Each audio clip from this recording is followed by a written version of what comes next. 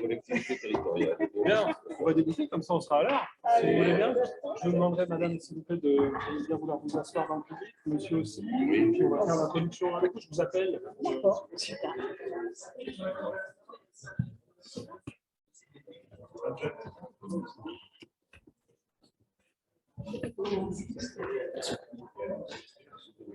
Bien, bonjour à toutes et bonjour à tous. Merci d'être présents pour cette journée dédiée à la filière bois dans le cadre de la quinzaine franco-allemande d'Occitanie. Merci à nos traducteurs qui sont avec nous et qui vont pouvoir vous transmettre précisément la traduction dans vos oreilles. Est-ce que vous vous êtes servi ?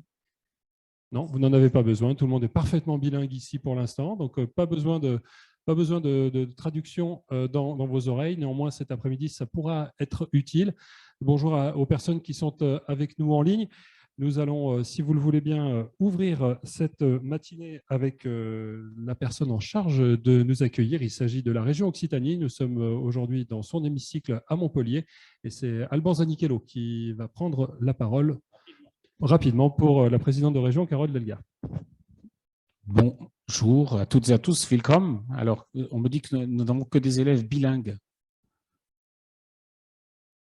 Et là, ils commencent à se dire, mais ils vont interroger un élève et tout. Non, pas du tout. Tout va bien. Bonjour, quelques mots avant de laisser les vrais spécialistes parler. Merci beaucoup d'être ici dans notre maison commune régionale, Alban Zanichello. Donc, je suis conseiller au cabinet de la présidente de région. Cet après-midi, vous aurez un conseiller régional qui est beaucoup plus docte que moi dans ce domaine. La quinzaine franco-allemande avance, continue, explore chaque jour de nouveaux domaines. Et voilà, et je sais que ce domaine-là tenait à cœur à Richard Jarry, le président de notre association. Et donc, ça permet d'aller plus loin. Je suis heureux de voir aussi plein d'élèves. Donc ça veut dire que gardez en tête toujours que dans la relation franco-allemande, il y a une notion de langue qui est de l'évidence. Et la relation franco-allemande, elle permet aussi très souvent de trouver des emplois. Apprendre l'allemand, ça crée des emplois. Et donc, demain, vous serez armés aussi sur le marché de l'emploi parce que vous maîtriserez cette langue. Bienvenue donc à l'hôtel de région. Bons travaux. Et puis, j'aurai le plaisir de venir toute une partie de la journée pour écouter ce qui va être dit. Merci beaucoup. Merci Alban, on peut l'applaudir. C'est toujours encourageant et toujours impressionnant d'intervenir dans un hémicycle. Merci Alban. On va maintenant demander à Claire Hart, qui est déléguée au rayonnement international à la coopération européenne pour la métropole de Montpellier. Ah, très bien, je me suis trompé dans le protocole. Bon, pardon, là, oh là là là, attention.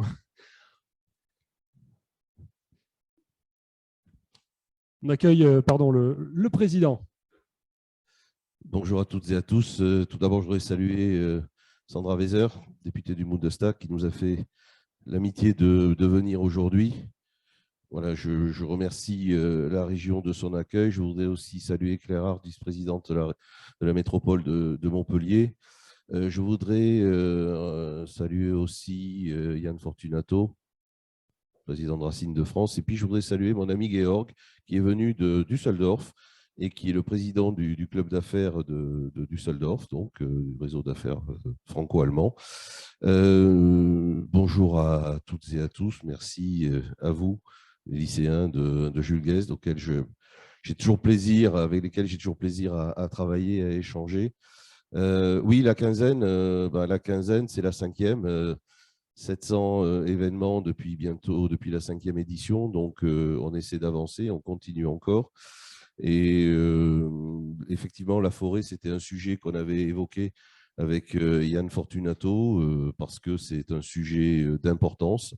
Et puis ici, à Montpellier, au pays de Charles Flahault, n'est-ce pas, il était difficile de ne pas faire quelque chose ici, puisque au début du XXe siècle, c'est lui qui a été l'initiateur de la replantation des forêts. Enfin, il y a eu beaucoup de choses.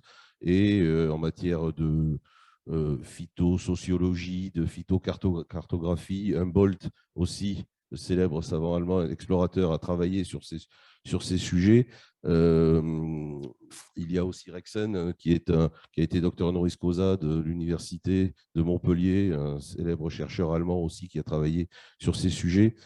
Donc, être ici à Montpellier et parler de ce sujet de la forêt, c'était pas complètement décalé par rapport à ce qui se fait. Notre intérêt, c'est d'essayer d'analyser aujourd'hui ce qui se fait en matière de protection de nos forêts, puis d'exploitation de nos forêts, même si le mot exploitation, parfois, n'est pas toujours bien perçu, je sais, dans le monde forestier. Alors, je suis un béotien, donc pardonnez-moi si je n'utilise pas les bons termes.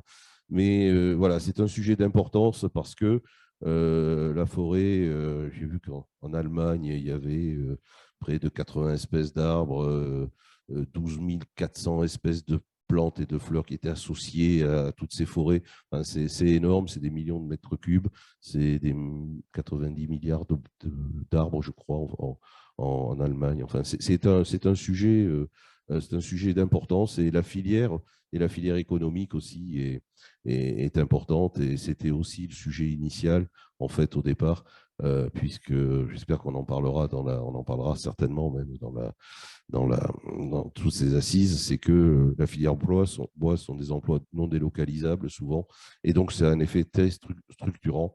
C'est pour ça que je voulais qu'on aborde ce sujet. Voilà, je vous souhaite de bonnes assises, de travailler bien, et je resterai là pour surveiller.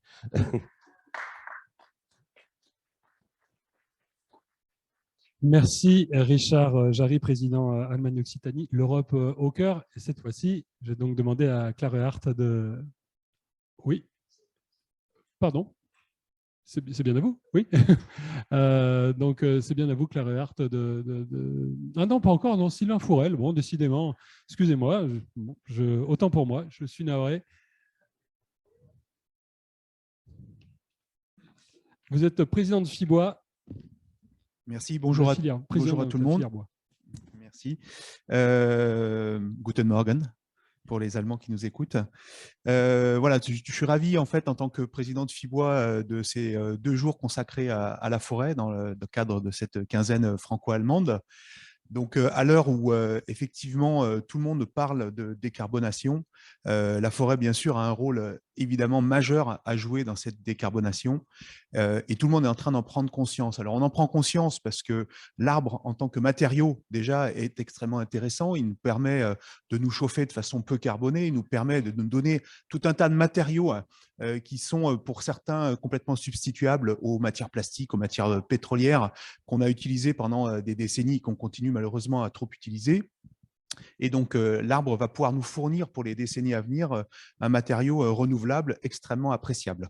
Mais au-delà de l'arbre, il y a également la forêt qui nous produit non pas des matériaux, puisque les matériaux, c'est l'arbre, effectivement, mais la forêt qui nous produit énormément de services qu'on a parfois tendance à mésestimer et qui sont extrêmement intéressants. Donc, la forêt, ça permet bien évidemment d'offrir des paysages, des endroits où on peut se promener, où on peut profiter, faire du tourisme, mais ça permet également de participer énormément au cycle de l'eau, par exemple, à la dépollution de l'air, etc., etc. Donc, tous ces services associés à la forêt sont également extrêmement intéressants pour la révolution qu'on est en train de vivre. Et ça, en fait, on a souvent tendance à l'oublier un petit peu ou à mal le connaître. Et l'intérêt en fait de faire ce type d'événement, notamment en ville, c'est de reconnecter en fait les personnes qui vivent en ville et qui connaissent pas tous ces sujets-là avec ce qui se passe en forêt. Et notamment tout le travail qui se passe en forêt, parce qu'il faut savoir, c'est qu'une forêt, pour être entretenue, pour pouvoir être récoltée et non pas exploitée, ça a besoin en fait de personnes, donc d'hommes et de femmes, qui doivent travailler dans les forêts pour faire en sorte que cette matière naturelle qui nous est offerte par le soleil et la pluie puisse se transformer en fait en matière utile et renouvelable. Voilà, donc c'est ce travail qu'on a à faire ensemble, je pense, pendant ces 2 jours, c'est aussi de comprendre et de reconnecter en fait la ville et la forêt de manière à comprendre les utilités qui sont apportées par l'une et par l'autre. Voilà, donc je vous remercie et puis je vous souhaite de bons travaux pendant ces conférences. Merci Sylvain Fourel. On vous retrouve dans quelques minutes pour la première table ronde. Et cette fois-ci, Claire Hart, c'est à vous. Vous avez eu droit à 3 annonces. Voilà. Vous êtes donc élu à la métropole et à la ville de Montpellier en charge du rayonnement international. Merci beaucoup. Bonjour à toutes et tous. Willkommen in Occitanie. Je voudrais vraiment saluer la présence de Sandra Wieser. Merci beaucoup, Sandra. C'est la la plus française des parlementaires allemandes. Donc, merci beaucoup d'être là. Très cher Richard Jarry, hein, Europe au cœur. Merci beaucoup. Hein, chaque année, nous vivons ce grand moment qui est la quinzaine franco-allemande et c'est grâce à toi et ton équipe. Fanny aussi, hein, je ne l'oublie pas. Merci aux équipes, donc Sylvain et bien évidemment Yann Fortunato de Fibois aussi. Max Alièche qui va nous rejoindre tout à l'heure. Et puis, un très, très grand bonjour à nos lycéens et lycéennes. Bonjour à vous. Merci d'être là et merci aux professeurs aussi qui les accompagnent. C'est un moment important. Nous allons parler ici de l'avenir et c'est pour ça que c'est si nécessaire que vous soyez à nos côtés parce que c'est vous l'avenir, les jeunes.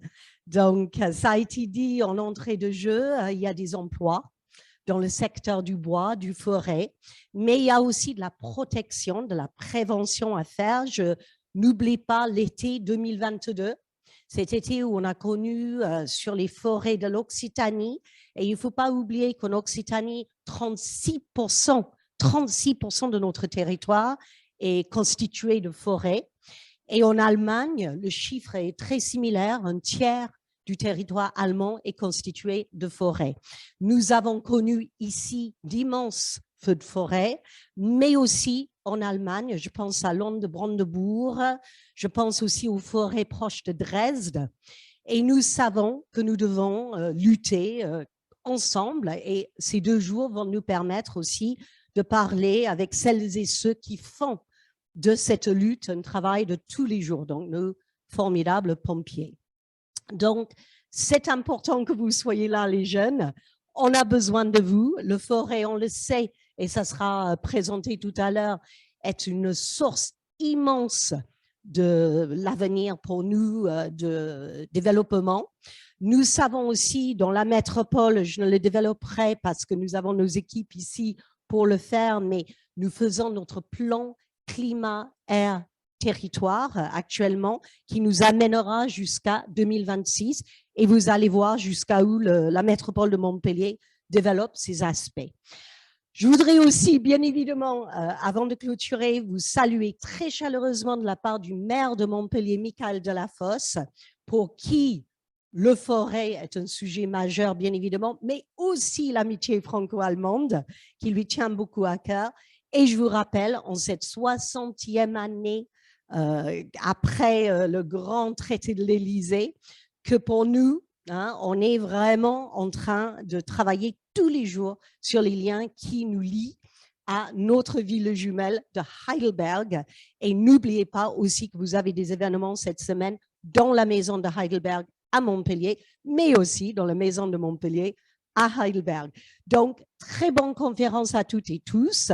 Vive l'amitié franco-allemande. Es lebe die deutsche-französische Freundschaft. Merci beaucoup. Bien, merci Claire Hart.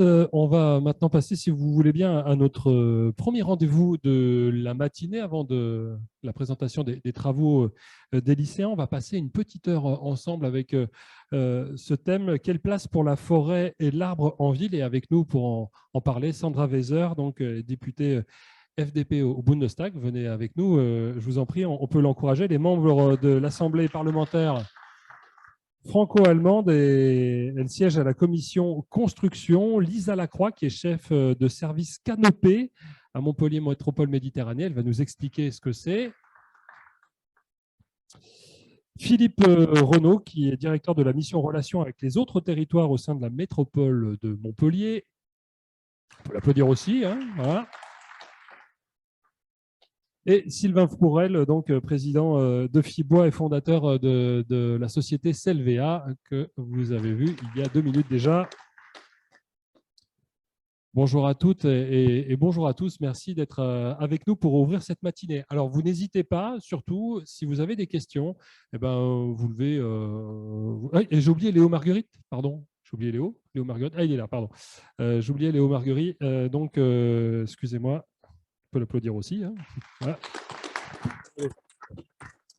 Bon, du coup, je n'ai pas prévu de chaise en rab. Je vais en prendre une pour m'asseoir à votre niveau, sinon je ne me sens pas à l'aise si je suis au-dessus de vous.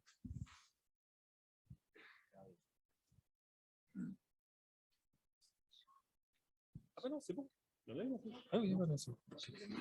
Ok, super. Merci. Alors, merci donc à toutes et tous. On est là ensemble, je le disais, pour une petite heure ensemble. On va essayer de faire en sorte de répondre à vos questions. Cette rencontre, c'est d'abord la vôtre. Donc, n'hésitez pas à poser toutes les questions que vous souhaitez. Alors, peut-être d'ores et déjà présenter qui sont nos intervenants. Je vais vous demander, Lisa Lacroix, de nous présenter ce service Canopé. Qu'est-ce que c'est en 2 mots, notamment voilà, pour nos amis allemands qui nous écoutent de l'autre côté du Rhin. Bonjour à tous, je m'appelle Lisa Lacroix, je suis responsable du service Canopé à la ville de Montpellier. Le service Canopé s'occupe de l'entretien, du développement et de la préservation du patrimoine arboré public sur le territoire de la ville. Voilà, donc ça passe par les tailles, préserver la biodiversité aussi qui se trouve sur les arbres et pas seulement les arbres, donner des conseils lors des opérations d'aménagement, faire des suivis de travaux, que ce soit pour des travaux menés par du public ou du privé, et puis sensibiliser aussi la population aux nombreux enjeux liés à l'arbre en ville. Merci. Alors, je vais vous faire passer le micro parce que votre intervention, elle fait écho à celle de Léo Marguerie, qui, lui, précisément, s'occupe de cet entretien et de ces plantations en répondant à des appels d'offres. C'est ça? Oui, c'est à peu près ça. Donc, je représente l'atelier AS Marguerie, paysagiste urbaniste depuis 1979. Et donc, depuis plus de 40 ans, on met la place de l'arbre au sein de nos projets, que ce soit dans le sol ou dans le sous-sol. Voilà. Merci. Alors, juste, Sandra Weser, vous concernant, est-ce que vous pouvez nous expliquer quel est le rôle de cette commission construction à laquelle vous participez au Bundestag? Exactement. Alors, je suis présidente de cette commission et en fait, on ne traite pas seulement les sujets de la construction. Ce sont des très grandes questions qu'on se pose pour le moment parce qu'en Allemagne, il manque beaucoup de logements, surtout dans les grandes villes. Et pour nous, le bois, c'est un facteur très important pour construire avec la durabilité, mais aussi à la vitesse qu'il nous faut. Ça, c'est un point. Mais l'autre chose, c'est aussi que nous, on s'occupe aussi de l'urbanisme, c'est-à-dire comment on change les villes, qu'est-ce qu'il faut faire, comment il faut regarder les plantations dans les villes, est-ce qu'il faut des bassins de rétention pour l'eau, est-ce qu'il faut changer les sortes d'arbres à planter pour donner plus de l'ombre, qui sont plus résistants à la sécheresse, etc. etc. Alors, et ça, c'est juste un petit point de tout ce qu'on traite, mais peut-être pour aujourd'hui, ce sont les points les plus importants. Merci. Alors, Philippe Renaud, ça fait écho à votre activité, ce que décrit Sandra Weser. Alors, mon activité elle est plus globale. Hein. Donc, responsable de mission relations au territoire à la métropole de Montpellier. L'objectif, c'est un souhait fort du président, c'est que la métropole, c'est 500 000 habitants sur 31 communes, mais que beaucoup de nos politiques publiques ne s'arrêtent pas à notre périmètre. Hein, quand on parle de mobilité, quand on parle d'énergie, quand on parle de recherche de matériaux.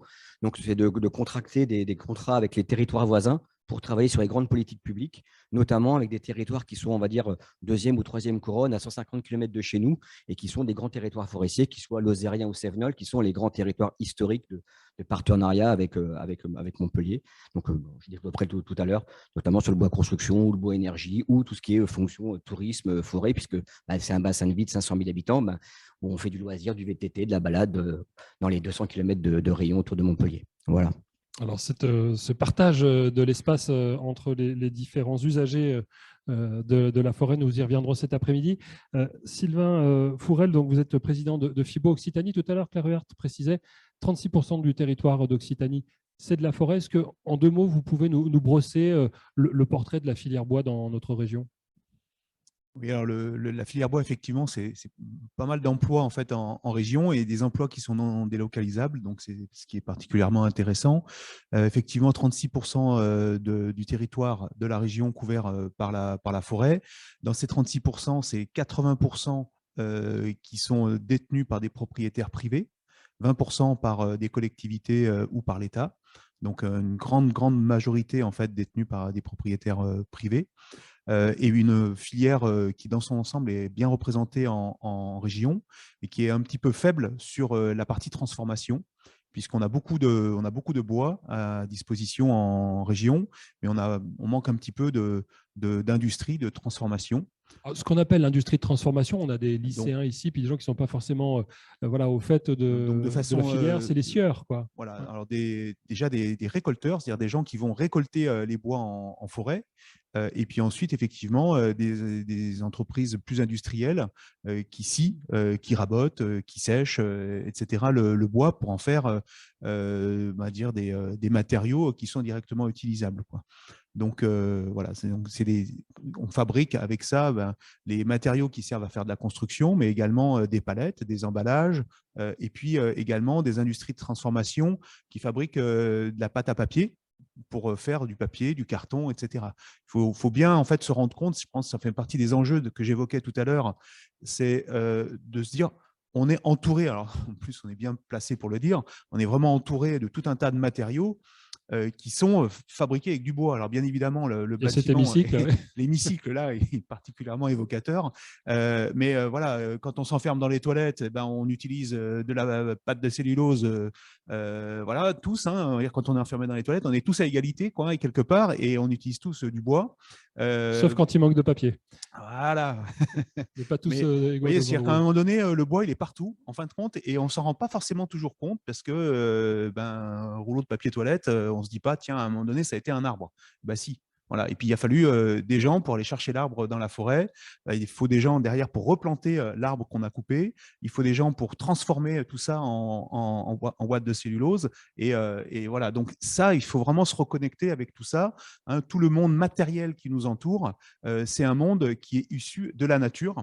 Et là, la nature, en fait, qui est utilisée, la part de la nature qui est utilisée, ce n'est pas de la nature fossile, c'est de la nature renouvelable. Et donc, c'est vraiment l'intérêt du matériau. Alors, Sylvain Forel, avant de passer la parole aux autres intervenants, juste aussi expliquer cette filière bois. Aujourd'hui, ce sont essentiellement des PME. Les grandes scieries ou les grandes entreprises de cellulose, elles sont plutôt dans l'Est de la France. Et après, c'est une myriade de PME, c'est ça ? Oui, alors on a, comme tout le tissu économique régional, énormément de toutes petites entreprises, avec quand même quelques acteurs importants, quoi. On a quand même un acteur très important dans la pâte à papier, quoi.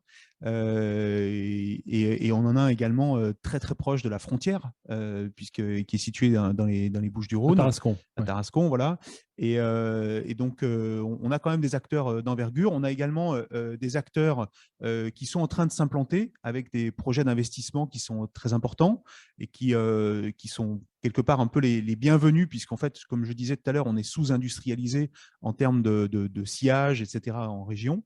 Et donc, on a quand même une filière qui a tendance à se développer dans cette matière-là, et puis des petites unités qui ont tendance également à se regrouper autour de groupes qui sont en train de se structurer, quoi. Alors, on a, pour rentrer dans le vif du sujet, en termes de construction bois, avant de parler d'aménagement, la construction bois, c'est encore quelque chose en France et dans le sud chez nous qui est assez peu développé. Il y a un bâtiment ici, Highwood, pour ceux qui viennent de Nîmes, ils sont passés devant, qui se trouve dans la zone Odysseum. Il y a quelques écoquartiers aussi qui ont été construits, mais on a beaucoup de parements en bois, mais assez peu de construction bois en tant que telle. Comment est-ce que vous l'expliquez ?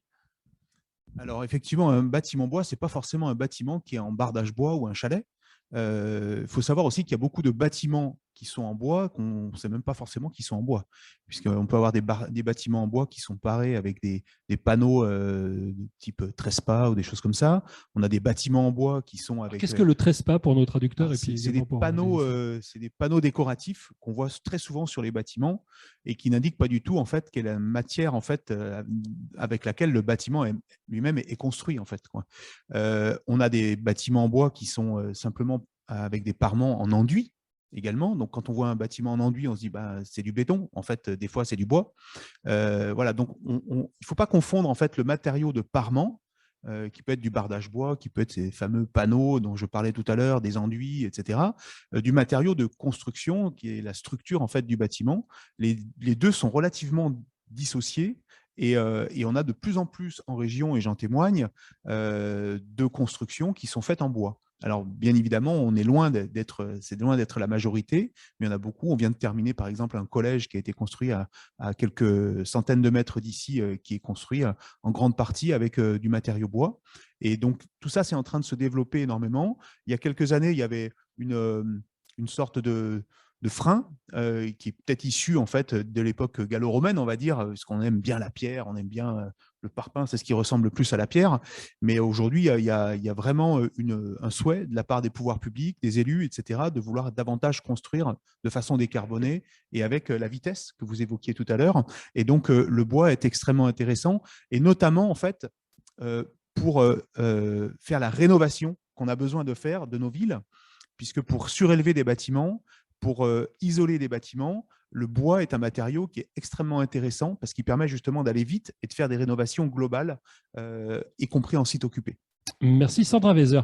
Quel est l'état des lieux de la construction bois en Allemagne? Est-ce qu'il y a des régions où on utilise plus le bois que d'autres pour la construction bois? Et ensuite, quelles sont ces perspectives de développement en ville? Traditionnellement, c'est beaucoup plus dans le sud, en tous les cas avec du bois apparent, mais finalement, parce que c'est plus du tout, c'est plus le chalet comme on connaît, voilà, c'est maintenant même des constructions modulaires.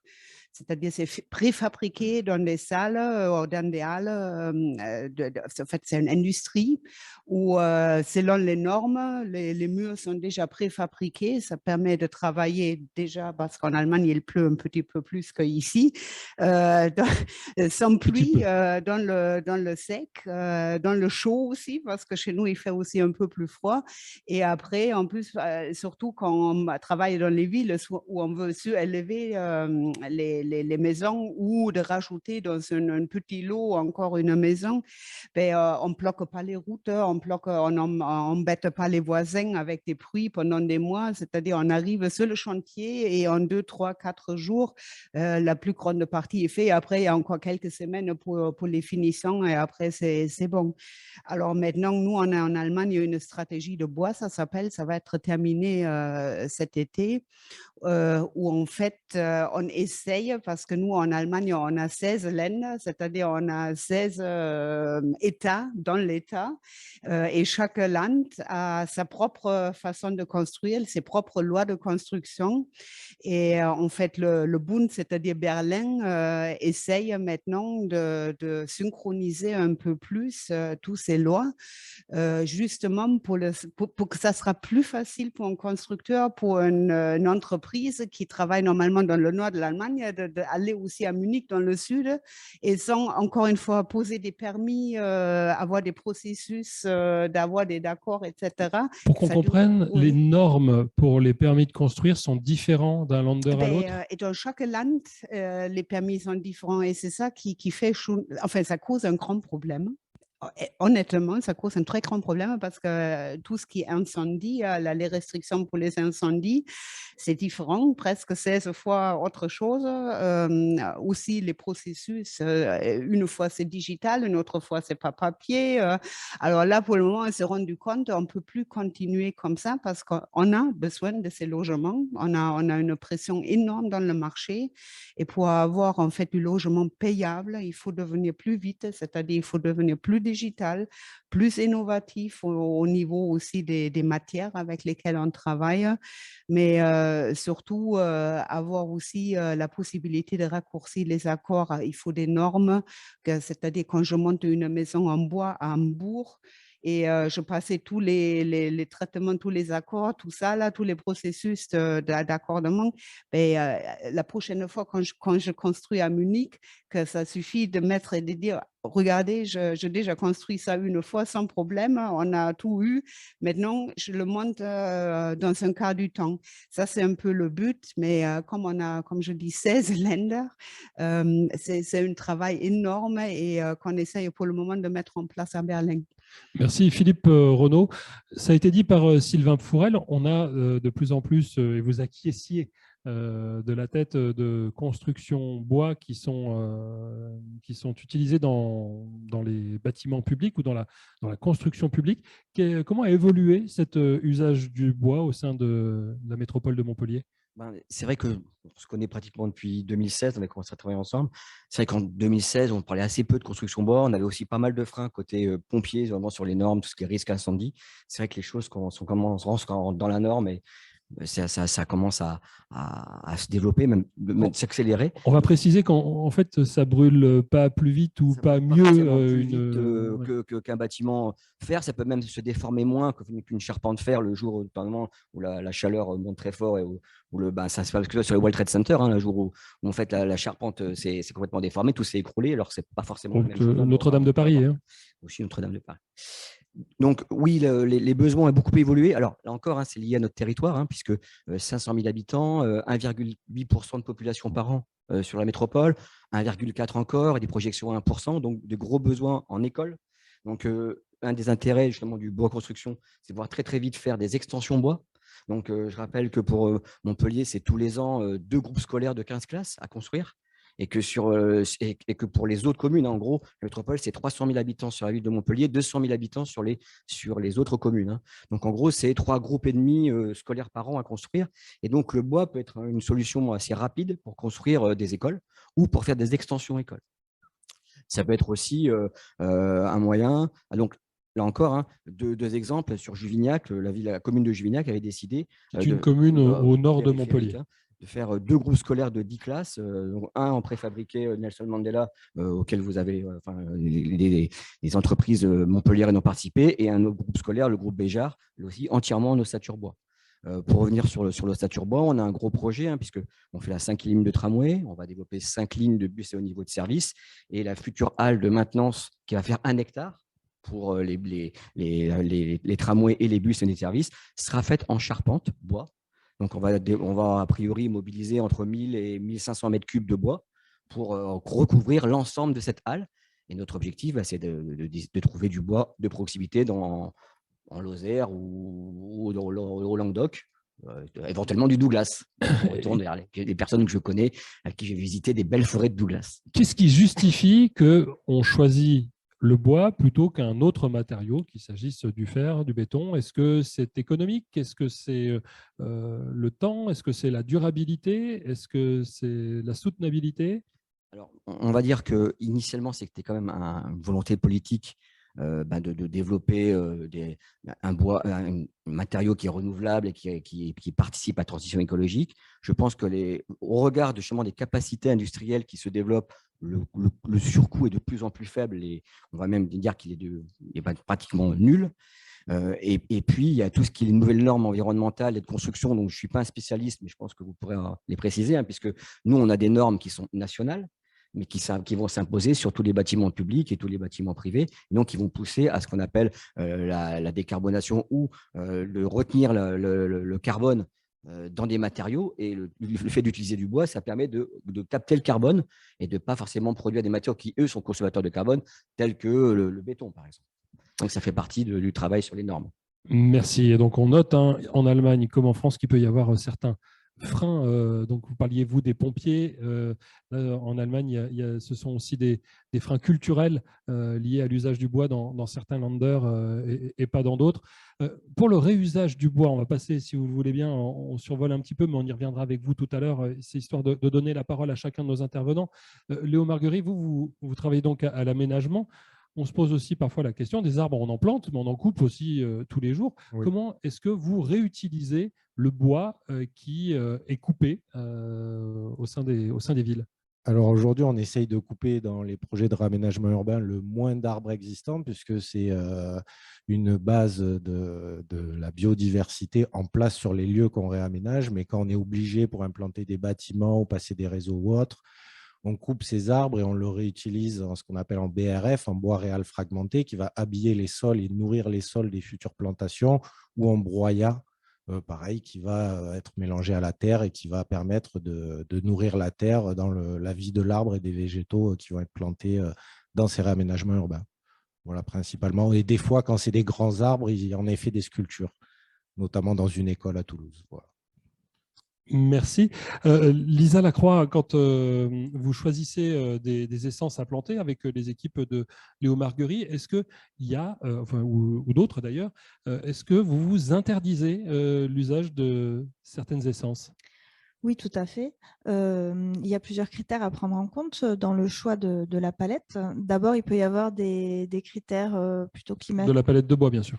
La palette végétale. Alors, j'explique. La palette végétale, c'est le catalogue d'essences qu'on va utiliser, d'espèces d'arbres qu'on va utiliser pour planter. Donc, on appelle ça la palette. C'était un raccourci un peu technique. Voilà, donc dans les arbres, dans les considérations qu'on a, d'abord, il y a la considération climatique, pardon, puisqu'on a des arbres qui sont déjà un petit peu en limite de par les besoins qu'ils ont, les besoins en eau, les besoins en fraîcheur, en humidité. Et par exemple, le marronnier, on ne plante plus de marronnier, même si vous pouvez voir encore des marronniers sur la ville de Montpellier. Maintenant, on n'en plante plus du tout. Il y a aussi des critères sanitaires, puisque certains arbres sont affectés par des maladies très contagieuses et malheureusement qui se propagent assez rapidement. On pense au chancre coloré du platane. Donc, on a fait le choix à la ville de Montpellier de ne plus planter du platane, par exemple.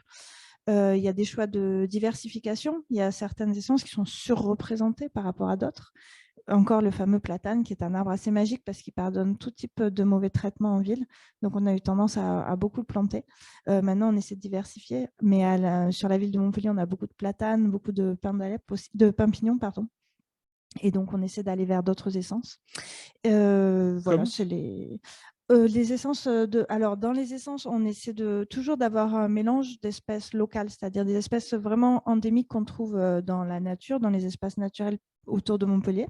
Alors, ça peut être des espèces de frênes, par exemple, dans les stations un peu sèches, mais ça peut être aussi des érables de Montpellier, des essences vraiment très locales. Et on essaie aussi de tester des nouvelles essences, qui sont des essences exotiques, mais plutôt de climat un peu plus sec que ce qu'on a à l'heure actuelle, ou de climat un peu plus chaud. Donc, par exemple, on teste du jacarandar, par exemple. C'est une essence qu'on ne plantait pas avant, c'est une essence qui vient d'Amérique du Sud. Je ne sais pas ce que c'est, donc je regarderai tout à l'heure sur mon téléphone. Le jacarandar, c'est un joli nom. C'est ça, ça fait des très jolis fruits, vous verrez. Voilà, donc on a toujours un mélange en fait, ça dépend aussi du gradient de naturalité des espèces qu'on va planter. Est-ce qu'on est dans une zone, dans une forêt urbaine? Est-ce qu'on est dans une zone vraiment très urbanisée? Mais on a toujours une partie d'essence locale, d'essence indigène, et une partie d'essence exotique, dont certaines sont nouvelles et pour lesquelles on va tester leur réaction. Alors, Léo Marguerie, on vient de citer le frêne. J'ai eu travaillé, étant jeune, aux espaces verts de ma commune.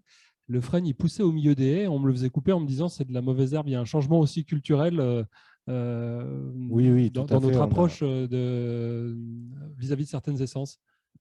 On fait beaucoup d'expérimentations. En fait, aujourd'hui, il n'y a rien qui est sûr sur la vie de l'arbre. Donc, nous, ça fait plus de 40 ans qu'on essaye des espèces et on fait des mélanges dans les grands alignements d'espèces pour voir lesquelles vont se développer. Et avant chaque projet, on fait un tour sur place avec les services de la ville et les entreprises de voir quels arbres ont résisté, ont tenu dans le temps, dans les projets qu'on réaménage, et on s'oriente vers ces palettes végétales-là. Et sur d'autres projets, on a pu faire des plantations de baliveaux, de plus de 500 baliveaux avec des apports de mycorhizes et de bactéries, et on teste des nouvelles espèces. C'est-à-dire des apports de mycorhizes et de bactéries, on va peut-être préciser. Alors, vous mettez des champignons au pied des arbres? Les mycorhizes, ce sont les petits champignons qui communiquent avec les racines des arbres et qui vont permettre l'arbre, grâce à la photosynthèse, va fournir grossièrement du sucre, on peut dire, aux champignons qui sont dans le sous-sol, et le champignon, en échange, va donner à l'arbre ce qu'il a besoin en nutriments pour grandir. Donc, on teste ces choses-là aujourd'hui sur des plantations de plusieurs projets. C'est comme ça qu'on récolte d'ailleurs ou qu'on plante des truffes, mais enfin, c'est la même chose. C'est la même chose, sauf que ce n'est pas les mêmes champignons. Voilà, on vous met au défi de trouver une truffe au pied d'un Fred. Sandra Weser, on parle de ces aménagements urbains.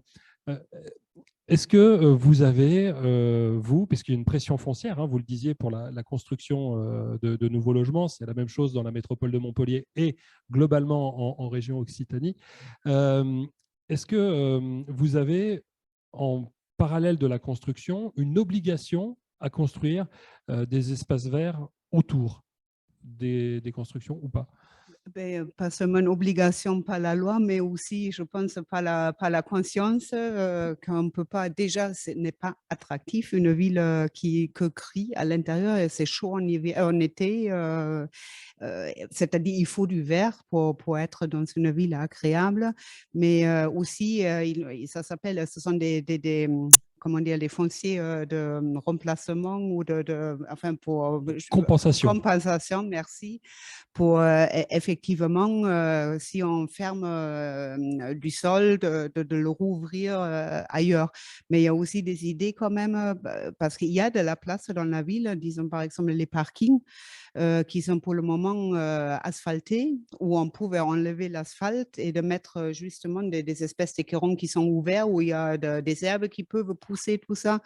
Ça, c'est aussi une façon de rouvrir le sol, parce que nous, on a effectivement, comme chez nous, il pleut pas mal, mais des fois, on a des périodes où il fait quand même assez sec, et après, on a des pluies très, très intenses, et les canalisations, ils ne font pas encore face à cette masse d'eau qui arrive d'un coup.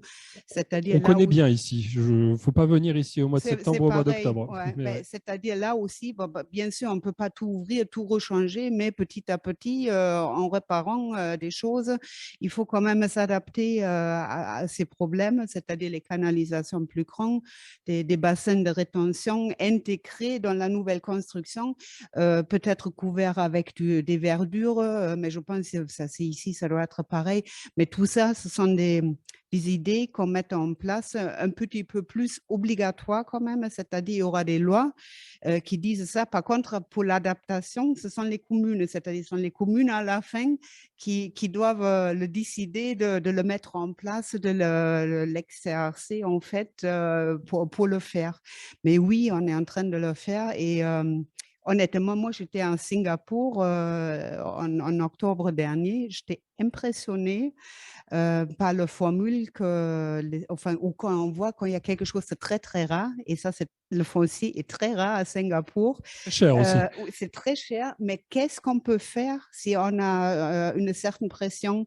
Parce que la façon comme eux, une fois, ils mettent la nature de nouveau en place. Maintenant, c'était à une époque, je crois, dans les années 60, quand ils se sont créés, c'était une ville dans un jardin. Maintenant, c'est une ville dans la nature, c'est-à-dire ils sont reconnectés. Tous les parcs dans la ville, il y a des espèces de couloirs qui connectent un parc avec l'autre. On peut se balader toute la journée d'un parc à l'autre. On se croit dans une forêt. Il y a des animaux sauvages qui reviennent dans la ville. Il y a des panneaux partout. Si vous si vous rencontrez un serpent dangereux, appelez tel numéro, tout ça là. Ils essayent vraiment cette symbiose entre la nature et l'humain, quoi. Et ça m'a impressionné.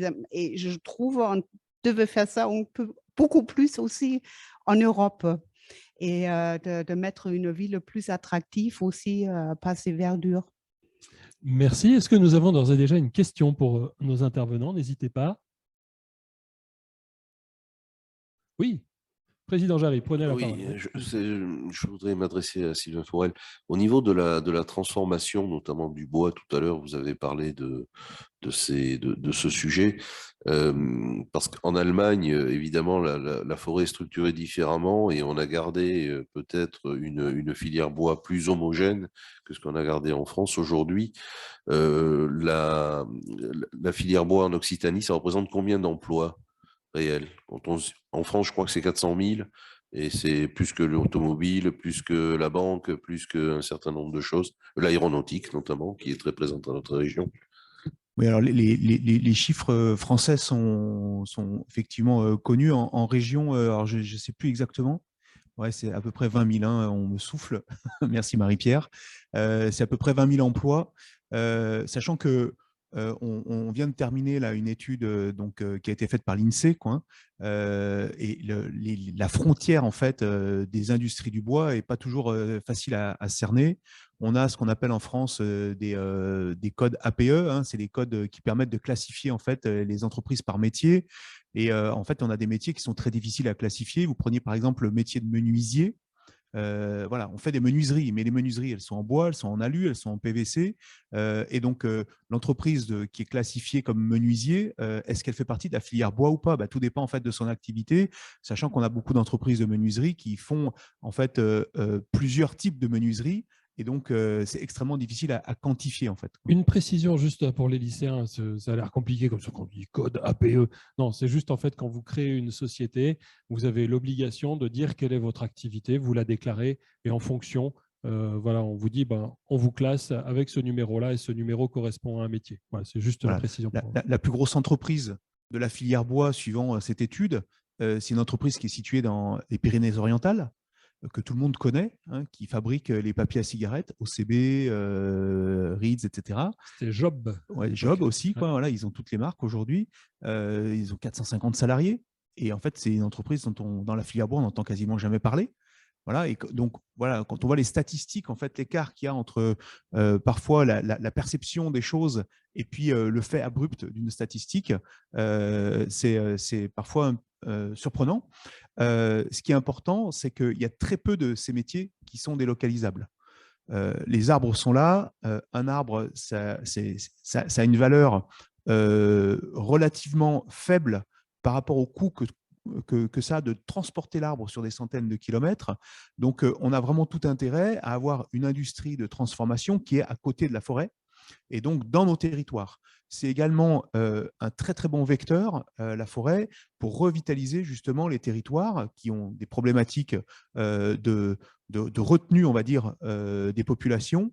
Et donc, c'est vraiment un vecteur de politique publique qui est extrêmement important pour maintenir en fait des populations dans les territoires. On parlait tout à l'heure de villes qui étaient extrêmement attractives, et Montpellier, bien évidemment, fait partie des villes les plus attractives en France et peut-être même en Europe.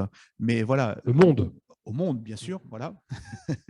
et en fait, on a la possibilité, en développant cette industrie du bois et de la forêt, de revitaliser aussi ces territoires ruraux qui ont vraiment besoin de l'être, puisqu'on a une exode rurale qui est relativement encore importante en France. Alors, allez-y, Sandra Weser, je vous en prie. Si je peux, parce que justement, tu as parlé de l'Allemagne, là, qu'on est un peu plus homogène. Je pense qu'on a quand même le problème qu'on a beaucoup de conifères, parce qu'en fait, le bois des conifères, c'est plus facile pour travailler, ça pousse plus vite, etc. etc. Et nous, on a eu justement cette maladie-là, je ne sais pas comment ça s'appelle, cette coccinelle-là, scolis, voilà, et ça nous a détruit une bonne partie de la forêt avec des conifères. Et après, bon, et là, on n'est toujours pas des lois. On avait énormément de bois qui était là, mais bon, comme il s'était affectué, c'était interdit de le mettre dans la construction. Et les Chinois et les Américains, ils nous ont pris tout le marché, qu'on se retrouvait avec rien du tout et avec une grande demande de logement, surtout qu'on aimerait bien faire en bois. C'est-à-dire, on avait ce conflit économique qu'en fait, on n'avait pas les matériaux parce qu'on nous les a interdits nous-mêmes, pas la loi. Et là aussi, il faut bien regarder, est-ce que c'est vraiment si bête? Parce que finalement, on a réimporté après des États-Unis ou de la Chine des produits à moitié fabriqués pour remettre dans la conscience. C'est un peu fou. Hein, alors, c'est effectivement quelque chose qu'on rencontre en France. Souvent, on a coutume de dire qu'on exporte du bois et qu'on importe des meubles. Wow. C'est un peu le problème que rencontrent nos pays, et visiblement, il est commun avec l'Allemagne. Mais là, par contre, il y a juste un point, et ça, c'est là où ça fâche, parce que chez nous, ça devient de moins en moins attractif, parce que les prix de l'électricité sont très, très chers. Et comme l'industrie de bois a besoin de beaucoup d'électricité, mais là, on a encore pour 3 heures de plus, je pense. Après, on parle de vos centrales nucléaires que vous n'avez plus, tout ça. Bon, on va pas s'en sortir.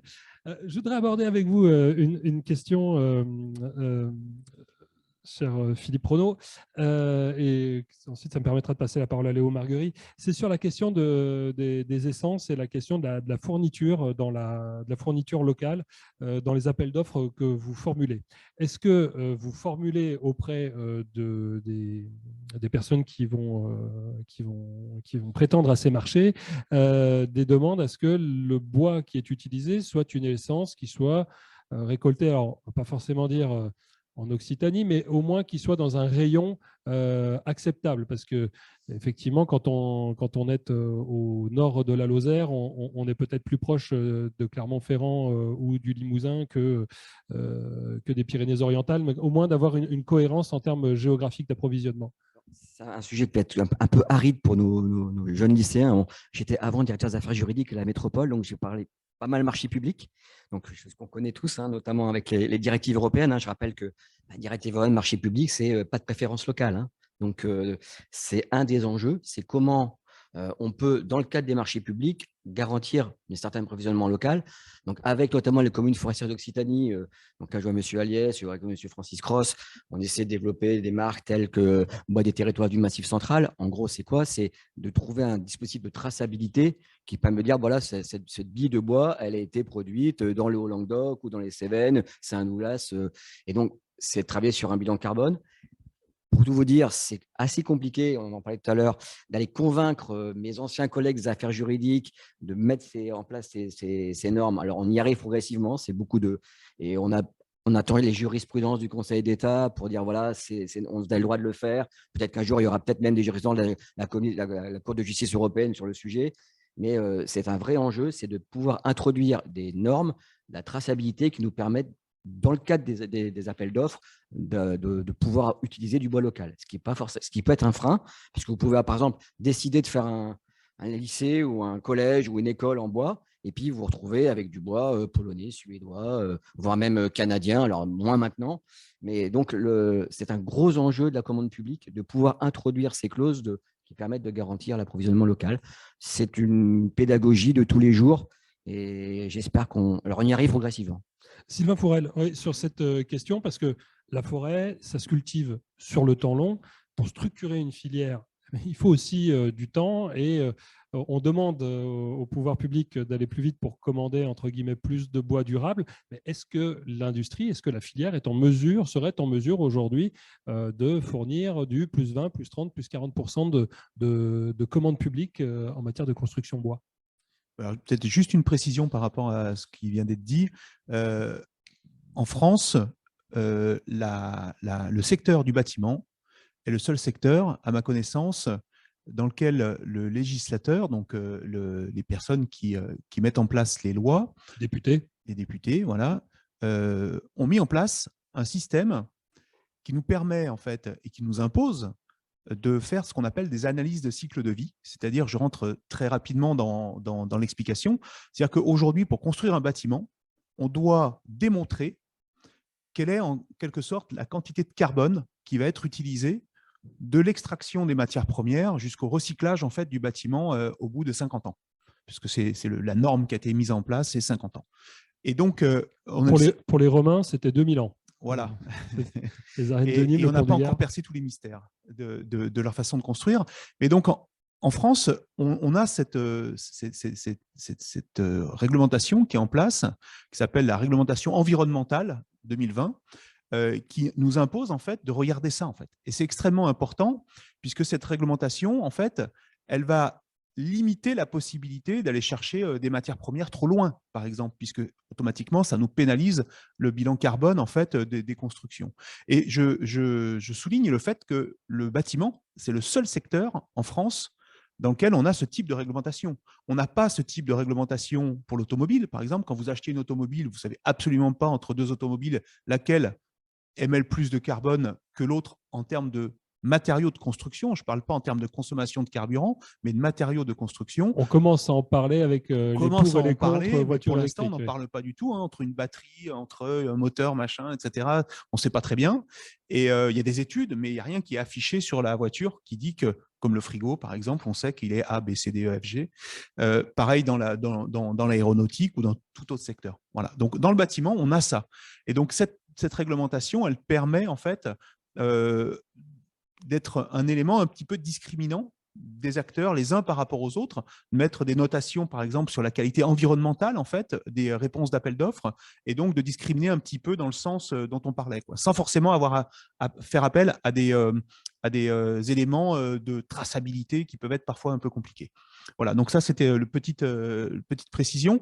Concernant ce que vous me posiez comme question, savoir si on serait en mesure de substituer, en fin de compte, les constructions qui sont aujourd'hui massivement faites avec des matériaux tels que le béton, l'acier, etc., par du bois, eh bien, je vais simplement vous répondre non. Non, on ne pourrait pas substituer la totalité de ce qui est fait aujourd'hui en béton, en métal, etc., par de la construction bois, tout simplement parce que les forêts n'y suffiraient pas et qu'à un moment donné, il faut qu'on se rende compte que les grands prédateurs de la nature que nous sommes, il faut qu'on se calme un petit peu et qu'à un moment donné, on réduise les constructions, et notamment les constructions neuves, et qu'on passe à un autre mode de fonctionnement, de raisonnement, d'économie, en se disant, voilà, il faut profiter déjà de ce que l'on a déjà, de ce qui est déjà construit, et il faut le rénover, le rendre plus confortable, plus adapté aux cellules familiales qui ont fondamentalement changé ces 30 dernières années. Et donc, les logements qui existaient et qui ont 40 ans ou 50 ans ou 100 ans ne sont plus foncièrement adaptés en fait, aux cellules familiales d'aujourd'hui. Et donc, en fait, c'est ça l'enjeu de demain dans le bâtiment. Ce n'est pas de construire bien davantage en bois, mais c'est plutôt de rénover les bâtiments et de les rénover effectivement là massivement avec du bois, puisque comme je disais tout à l'heure, le bois est particulièrement adapté à la surélévation et à l'isolation des bâtiments en fait existants. Merci. Une autre question? Ah oui. Allez-y, vous appuyez sur le bouton devant vous. Ouais, super. C'est peut-être une question futile, mais je me demandais comment faites-vous pour maintenir l'équilibre de la forêt avec tout cet approvisionnement en bois et la plantation du coup de cette forêt, car un arbre, ça ne pousse pas en 3 jours et couper un arbre, c'est bien plus rapide. Alors peut-être pour vous, Sylvain Forel, puis Sandra Weser également. Allez-y, Sandra Weser. Oui. C'est-à-dire, industriel, c'est peut-être pas le bon mot, mais c'est quand même quelque chose que c'est une sorte de commerce, c'est-à-dire il faut replanter ce qu'on veut aussi un jour cueillir. Et chez nous, il y a 300 ans, il y a un monsieur qui s'appelle Karl von Karlowitz. C'est lui qui a déjà écrit des essais sur la durabilité des ressources, des matières premières. Et en fait, c'est un cercle fructueux. Il faut toujours, et je ne peux pas enlever plus ce que je remets, c'est-à-dire il faut que ça sera en équilibre et si j'en ai besoin de plus, il faut que je plante plus et il faut prendre tout ce temps aussi en considération. C'est, enfin, à la limite, c'est très simple, mais peut-être dur à respecter. Mais enfin, je pense que ça a toujours marché en Allemagne. On a eu quand même cette idée qu'en fait, c'est quelque part quelque chose on ne peut pas laisser la forêt telle qu'elle, forêt vierge, mais il faut en sortir des biens, mais il faut quand même aussi le soutenir et replanter des arbres pour que ça reste. Voilà. Merci. Alors, Pardon, Léo Marguerite, puis ensuite, dans le public, on a également une personne qui souhaite vous répondre. Concernant la plantation la question de monsieur, vous parlez? Oui, c'est ça, parce que vous-même, voilà, vous achetez des arbres ou peut-être vous les Oui, plantez on dans les des achète à des pépinières. pépinières, eux qui les font grandir et donc qui travaillent sur la vie de l'arbre et qui les dirigent, on peut dire, pour qu'ils puissent être utiles à la plantation d'arbres en ville. Ce n'est pas la même chose que la filière bois pour la construction de meubles ou de bâtiments ou autres. Ce n'est pas la même démarche, puisque ce n'est pas les mêmes essences qu'on va faire pousser. Quand vous visitez une pépinière, vous allez trouver entre 50 et 100 espèces selon la pépinière. Il ne va pas y avoir que des arbres. Et ce n'est pas la même façon de les planter. Un arbre qui est destiné à être planté dans l'espace public va être transplanté avant d'arriver sur son lieu de vie final, si je puis dire. Il va être transplanté 1 à 2 fois dans la pépinière pour que son système racinaire soit habitué à la transplantation et puisse se développer plus rapidement lorsqu'il va être planté dans sa situation finale. Mais ce n'est pas exactement la même démarche. Merci pour cette précision. Monsieur, vous vouliez préciser, je vous demandais de vous présenter, s'il vous plaît. Yann Fortunato, président de Racines de France, élu au Césaire Occitanie, représentant la filière forêt-bois. Mon métier, c'est d'être à la fois propriétaire, industriel et récoltant de forêt en France, en Europe et dans le monde. Deux questions ont été posées, la vôtre tout à l'heure, monsieur le journaliste, et puis celle de la personne dans le public. Est-ce que l'on peut consommer plus de bois en France? C'était votre question. Et comment assurer la durabilité de la gestion des forêts? Alors déjà, un indicateur qui n'a pas été donné jusqu'à maintenant, c'est qu'en France, la forêt française s'accroît de 100 millions de mètres cubes de bois par an. Or, on en récolte à ce jour que 60 millions de mètres cubes. Donc, on a un disponible aujourd'hui, tout en assurant la reproductibilité, en tout cas la durabilité de la gestion forestière, de 40 millions de mètres cubes par an, sans taper dans le capital forestier. La question, c'est de savoir aussi, est-ce que ce bois, entre guillemets, gagné, c'est du bois qui est exploitable? Parce qu'on peut très bien avoir du bois qui pousse et qui ne serait pas exploitable pour de bonnes raisons économiques. C'est toute la question. C'est toute la question et ça croise avec la question que vous aviez posée précédemment, c'est comment faire pour récolter plus. Et donc, pour récolter plus, d'abord, il faut deux choses. D'abord, s'assurer de la disponibilité de la matière en s'assurant de l'accessibilité des domaines forestiers. Et donc, là, il y a un vrai travail aujourd'hui des propriétaires à la fois publics et privés pour s'assurer de la disponibilité de la matière en allant là où le bois se trouve. Et donc là, il y a un vrai enjeu des politiques territoriales. Et puis, une attractivité de nos métiers en s'assurant, et notamment parce que je parle aussi à des jeunes qui sont dans cette assemblée, de l'attractivité, c'est-à-dire en sachant payer plus et créer l'attractivité dans nos métiers pour faire que les jeunes puissent venir travailler en toute sécurité dans nos métiers. Et ça, c'est le challenge qui rendra justement disponible toute la matière dont nous parlons. Merci. Et pour répondre à monsieur, plus précisément? Peut-être pour répondre justement à ce jeune homme, quoi, qui, il y a 150 ans, en France, il y avait quasiment plus d'arbres. C'est-à-dire qu'en fait, les forêts telles qu'on les connaît aujourd'hui, en fait, elles ne sont pas du tout les forêts qui ont toujours existé, quoi. Les forêts qu'on a aujourd'hui en France, c'est 0% de forêts primaires. C'est-à-dire que ce sont des forêts qui ont été plantées. Parce qu'il y a des gens qui, depuis une éternité, s'occupent en fait de ces forêts, plantent des arbres. Vous vous intéresserez, si vous le souhaitez, à l'histoire de la forêt de l'Aiguale. La forêt de l'Aiguale a été replantée en 30 ans au 19e siècle. Il n'y avait rien, tout avait été coupé en fait pour laisser en fait les montagnes en pâture aux moutons qui étaient le moyen de subsistance en fait, les brebis, les moutons qui étaient les moyens de subsistance en fait des ruraux à l'époque. Et donc tout a été replanté en 30 ans et aujourd'hui vous vous baladez dans ces forêts, c'est de toute beauté et c'est extrêmement utile puisqu'on récolte dans ces forêts et on replante en permanence dans ces forêts. On y reviendra justement dans les tables rondes de cet après-midi si vous souhaitez y apporter une expérience ou un témoignage. Tout ça c'est le métier en fait des forestiers, qui est un très très beau métier auquel il faut s'intéresser parce qu'on a énormément en fait de lacunes là-dedans. On a beaucoup malheureusement de forêts. Tout à l'heure, je vous parlais de 80% de forêts privées. Ah non, pas malheureusement. Alors oui et non, parce qu'en fait, c'est pas malheureusement, mais c'est malheureusement en fait ces 80% de forêts privées sont pas toujours gérées puisqu'en fait on a des problèmes de morcellement, de succession. On a beaucoup de forêts qui sont en indivision, beaucoup de propriétaires de forêts privées qui ne savent même pas qu'ils sont propriétaires.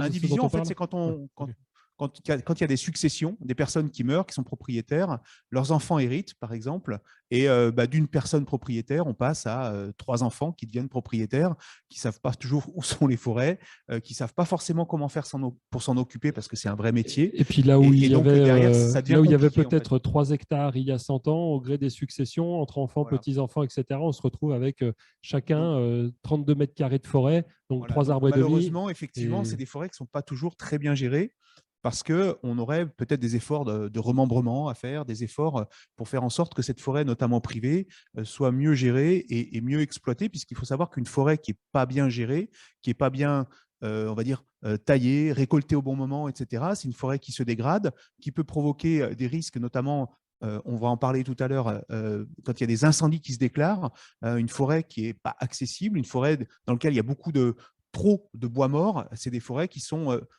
présentent une dangerosité en fait que n'a pas une forêt qui est correctement gérés. Oui, Lisa, pardon. Oui, je voulais peut-être compléter également le propos concernant les enjeux de biodiversité dans ces forêts. En fait, il s'agit de trouver un équilibre entre exploiter des forêts et trouver une ressource qui est importante, puisque si on n'exploite pas nos forêts, on va importer du bois de l'étranger. Et donc là, on maîtrise encore moins les conditions d'exploitation. Trouver l'équilibre entre cette nécessaire exploitation de nos ressources et la préservation de la biodiversité. Bien entendu, le bois mort génère des risques d'incendie, mais le bois mort est aussi très important pour la biodiversité. Donc, toute la question est là. Et pour ça, il y a des plans d'aménagement, que ce soit en forêt publique ou en forêt privée. Il y a des plans d'aménagement qui visent à positionner le curseur entre ces deux enjeux au mieux en fonction de la sensibilité des sites et des objectifs qu'on se fixe. Eh bien, bon courage. Oui. C'est un des objectifs des partenariats qu'on veut monter avec les territoires producteurs, c'est d'essayer de trouver justement des logiques de gestion durable des forêts pour éviter les coupes rases. Alors, je pense qu'il y en a de moins en moins, parce que, et puis pour revenir sur cette logique de temps long, quand on utilise des Douglas pour aller faire du bois construction, c'est des arbres qui font maintenant 40-50 mètres de haut, qui ont été plantés il y a 50 ans. Donc, c'est les choix d'il y a 50 ans arrivent maintenant. Donc, quand va falloir aussi anticiper au regard des risques hydriques, de la sécheresse, mais ça, c'est-à-dire qu'il faut anticiper dès maintenant ce que sera le bois qu'on va utiliser dans 50 ans. Donc, on est sur un temps long et c'est un des gros enjeux. Et là, je ne suis pas spécialiste, mais ça va être un des gros enjeux. Il y a plein de personnes bien plus qualifiées des années à venir. C'est quelle est la bonne essence d'arbre pour répondre aux besoins économiques d'avoir de la ressource en matériaux proches, mais qui pourra répondre aux risques hydriques et être adapté. Donc, vous voyez tous les problèmes que connaissent les conifères en Allemagne ou dans l'Est, où on se dit on ne pourra plus planter forcément de conifères. Est-ce qu'encore le Douglas sera le bois de la bonne essence dans le Languedoc, les Cévennes, j'en sais rien, mais il y a plein de gens plus qualifiés pour moi. Mais c'est aussi des enjeux de ce dialogue entre territoire urbain et territoire rural. C'est comment on prépare l'avenir pour les urbains et pour les ruraux. Oui, nous avons une question là-haut. Oui, je voulais poser la question. Vous avez parlé du problème des feux, etc. Présentez-vous, s'il vous plaît. Ah oui, je suis Madame Brouillet, professeure d'allemand au lycée Jules Guesde, de la section Euro. Parce que tous ces élèves-là font partie de la section européenne et donc ils font ce qu'on appelle une DNL, discipline non linguistique, en biologie, en SVT, avec le professeur qui est ici, Madame Osberger, et moi-même. Voilà. Donc, ils sont très concernés par la forêt, le bois, voilà. Et je voulais demander, vous avez dit qu'il y avait 80% de propriétaires privés, j'ai bien compris, de forêt. Est-ce qu'ils n'ont pas obligation de gestion, d'entretien? Parce que vous disiez, il y en a avec les successions qui ne savent pas qu'ils sont propriétaires de 3 arbres et demi, je ne sais pas. Est-ce qu'ils n'ont pas une obligation de gestion, tout simplement, de leur territoire? Alors, si, en fait, ils ont obligation de gestion, comme en France, on a obligation de replanter un arbre quand on a récolté des arbres en forêt. Donc, c'est tout le travail en fait, du CNPF, en fait, qui est un organisme qui va chercher les propriétaires forestiers pour leur faire prendre conscience déjà qu'ils ont des forêts, certains, et les aider en fait à établir en fait des plans de gestion, puisque ce que vous disiez, voilà, c'est qu'en fait, quand on a une forêt, en fait, en France, on doit avoir un plan de gestion pour établir la façon dont on va gérer la forêt. Et qu'elle va être récoltée, à quel moment on va faire des coupes partielles pour pouvoir permettre à des arbres de devenir plus grands et derrière de pouvoir être récoltés pour faire du bois d'œuvre, pour faire des constructions par exemple ou autre. Donc c'est tout l'enjeu en fait de cet organisme qui s'appelle le CNPF en France, qui essaye de faire en sorte que les propriétaires forestiers effectivement soient accompagnés pour établir leur plan de gestion. Merci pour ces précisions. Alors, allez-y, puis ensuite, on a une... Peut-être juste une précision pour répondre à madame. Cette obligation s'impose pour tous les propriétaires supérieurs à 20 hectares, simplement. Et donc, pour toute propriété inférieure à 20 hectares, il n'y a pas d'obligation, il y a des incitations qui peuvent être fortes. Toute la difficulté que l'on a, et notamment en massif méditerranéen, c'est la valorisation aujourd'hui de la matière qui fait que certains propriétaires se désintéressent par défaut de rentabilité de l'entretien de leur territoire. Et c'est là tout l'enjeu. Et on le verra tout à l'heure peut-être dans les prochaines tables rondes. On est aujourd'hui dans une incohérence. C'est que la forêt, qui n'est pas un bien public, mais qui produit des aménités publiques n'est rémunéré pour son propriétaire que par la vente de bois, mais non pas par tous les co-bénéfices qu'il produit, c'est-à-dire qualité de l'air, qualité de l'eau, amélioration des sols, création de biodiversité, j'en passe et des meilleurs. Et malheureusement, quand l'adéquation économique n'est pas là, on a des propriétaires qui ne vont pas récolter leur bois et qui ne procèdent pas à toute cette mise en sécurité et tout cet apport à l'industrie dont on a parlé tout à l'heure. Donc il y a un vrai enjeu aujourd'hui de faire cranter, si vous me permettez l'expression, tous les petits propriétaires dans cette dynamique d'entretien des territoires, mais dont la seule valorisation des bois ne peut pas suffire aujourd'hui. C'est une autre échelle de valeur qui est donc peut-être à réfléchir pour valoriser en fait ce qui est produit du bien commun. Monsieur Aliès, donc conseiller régional, vous vouliez intervenir, vous êtes également un professionnel du bois. Professionnel, c'est bien grand mot. D'abord, excusez-moi, j'ai eu une demi-heure de retard sur l'autoroute et on m'a prévenu hier soir qu'il me fallait représenter la région spontanément ce matin. Donc, bienvenue à l'hôtel de région. Non, je voulais juste, après-midi, je dois participer à un atelier, donc je ne voudrais pas déborder sur l'après-midi. Par contre, sur la question que vous avez évoquée, la problématique du document de gestion ne s'impose aux propriétaires qu'à partir de 25 hectares. Donc, c'est tout le problème qu'on a. 20 hectares, 25 hectares, qui dit mieux? 25 hectares. 25, oui. 25 hectares, dont toute la problématique que nous avons, notamment dans le sud, c'est qu'on a beaucoup de, vous l'avez dit, hein, on a beaucoup de petits propriétaires qui ont moins de 25 hectares et ils ne sont pas, eux, tenus par un document de gestion de leur forêt. Donc, c'est pour ça que c'est très difficile d'arriver à mobiliser ces personnes-là pour dire essayez d'avoir une gestion durable de votre forêt parce qu'ils n'ont absolument aucune contrainte réglementaire. Voilà. Mais je ne veux pas déborder sur le sujet d'après-midi puisque je suis moi-même gérant d'un groupement forestier de ce qu'on appelle de petits porteurs qui fait 350 hectares mais qui comprend plus de 80 actionnaires. Donc de petits morceaux. Voilà. Si on n'avait pas fait ça dans les années 70, cette partie-là, cet espace-là ne serait pas géré avec un document de gestion, parce que les propriétaires ne seraient pas tenus à le faire. Merci. Sandra Weser. Je ne sais pas combien de temps il reste, c'est pour ça que je veux… Bon, on l'a déjà dépassé, mais ce n'est pas grave, la discussion file, donc faisons-la vivre. Je voulais juste revenir, il y avait tout à l'heure une question, est-ce qu'on a assez de bois pour toute cette demande et si on veut tout faire en bois? Et honnêtement, moi je me pose la question, est-ce qu'il faut vraiment tout faire en bois? Parce que je ne pense pas que ça marcherait. On va déséquilibrer justement ce cercle qu'on a pour le moment de planter autant qu'on va exploiter. Et tout au début, je dis durabilité, pour moi, c'est aussi innovation. C'est-à-dire il faut trouver quand même des produits de construction qui sont dans un cercle de recyclage aussi, peut-être avec d'autres matières, d'autres fabriquées, comme l'acier vert par exemple, le béton vert qui est en train de s'implanter, parce qu'on ne pourra pas tout faire en bois. Et je pense que ça ne sera pas non plus bienvenu. Pour surmonter les bâtiments, c'est une très bonne affaire, c'est pas lourd, c'est vite fait. Mais de l'autre côté, si il faut faire des constructions, d'autres constructions, il faut aussi trouver d'autres idées. Et c'est pour ça, moi, je tiens beaucoup à l'innovation, de toujours regarder qu'est-ce qu'on peut peut-être développer de nouveau, parce que ce qu'on a aujourd'hui, ça ne doit pas être le choix ou l'idée pour toujours. Merci. Alors, on a parlé Ah, pardon, excusez-moi. Je vous prie de m'excuser. Oui, alors j'ai une question pour revenir sur la propriété des forêts. C'est pour savoir, pour les coupes qui sont donc illégales et non réglementées, comment faire pour lutter contre ça? Un expert. Lisa, est-ce que les forêts montpelliéraines sont coupées illégalement? Est-ce que vous êtes confronté au problème ou pas? Prenez le micro. Et comment on fait pour y lutter? Il y a une police de l'environnement? Qu'est-ce qui se passe? Alors, il y a les services de la ville. Effectivement, ça arrive très, très ponctuellement. Mais les services de la ville sont là pour surveiller et faire le lien entre les services gestionnaires du patrimoine arboré et les services de l'urbanisme.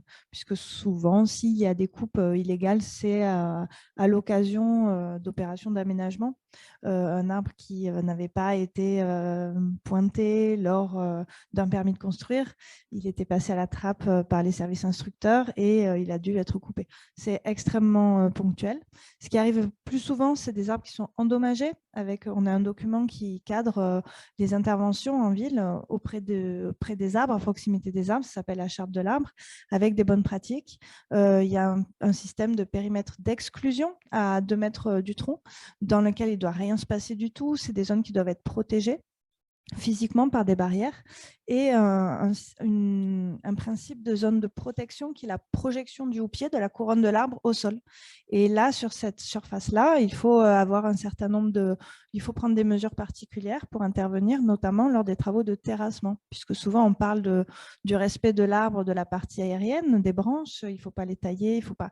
Mais on oublie que l'arbre aussi, la deuxième partie de son organisme est invisible à l'œil nu, et se passe dans le sous-sol avec les racines. Et souvent, la plupart des dégradations se font à ce niveau-là. Donc, on a une charte de l'arbre et un barème. Et donc, il y a un barème qui permet à la ville d'appliquer des sanctions financières en cas de non-respect de cette charte. Alors, j'entends cela, et en même temps, on enterre de plus en plus de choses, nos réseaux de fibre optique, nos réseaux d'eau, nos réseaux électriques.